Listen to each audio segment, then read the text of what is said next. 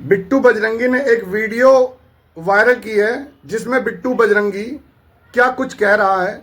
एक बार आप उसे देखें, उसके बाद आगे बात करते हैं। आज अखबार में आई है, मैं आपको कर दूंगा। हाई कोर्ट ने इलाहाबाद के ने बोला है कि जो मस्जिद है यहाँ पे गलत पढ़ाई होती है और ये एक सेक्स का जरिया है।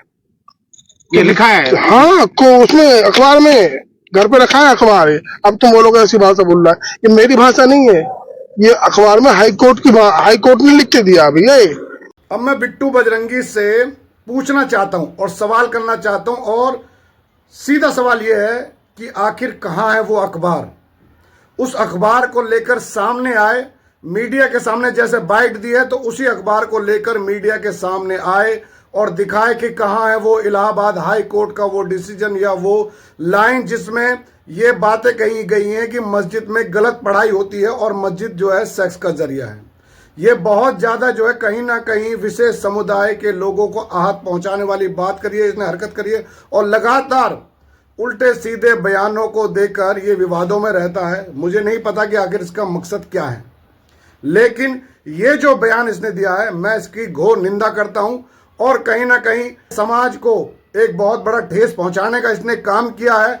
अगर इसमें मैं चैलेंज करता हूं बिट्टू बजरंगी, राजकुमार पंचाल को कि अगर ये सच है तो प्रमाण लेकर मीडिया के सामने इसे साबित करके दिखाए, अन्यथा माफी मांगे, अपने बयानों पे माफी मांगे, वरना पुलिस प्रशासन फरीदाबाद का इस पर कानूनी कार्रवाई करे।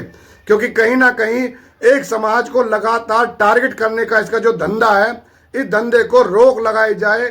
कहीं ना कहीं इसका जो ये धंधा है इससे एक समाज को आहत पहुंचती है, उनकी आस्था को ठेस पहुंचती है। वहां उल्टे सीधे बयान दो, बेबुनियाद बयान दो, कुछ भी दो, इन्हें पता है कुछ होना नहीं है, कोई करने वाला नहीं है। लेकिन मैं एक समाज का नागरिक होकर एक जिम्मेदारी निभा रहा हूं और पूछ रहा हूं कि आखिर कहां है वो अखबार जिस अखबार में ये कहा गया है कि मुस्लिम समाज मस्जिद में गलत पढ़ाई होती है और सेक्स का जरिया है।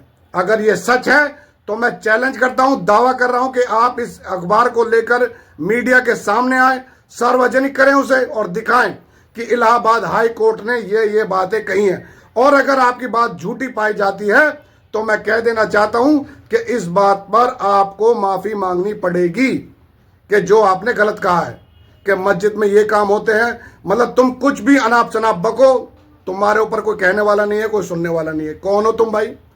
क्या अधिकार है, क्या राइट है तुम्हारे? तो मैं सीधा चैलेंज कर रहा हूं बिट्टू बजरंगी को और पूछना चाहता हूं कि जो स्टेटमेंट उसने दी है वो स्टेटमेंट का क्लियरिफाई करे, अन्यथा या तो माफी मांगे या फिर फरीदाबाद पुलिस प्रशासन इस पर संज्ञान ले और इस पर कार्रवाई करे।